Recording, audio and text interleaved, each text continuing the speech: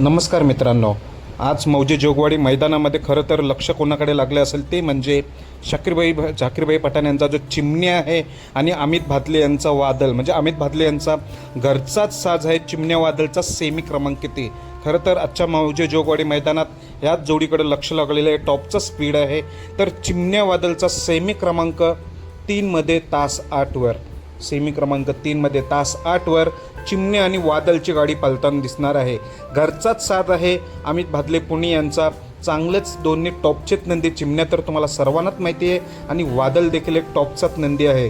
गट क्रमांक 20मध्ये गाडी ही पळाली होती. सुट्टा निकाल घेत गाडी सेमीला पात्र झाली होती. तर आता सेमी क्रमांक 3मध्ये तास 8वर चिमण्या आणि वादळची गाडी पळताना दिसेल.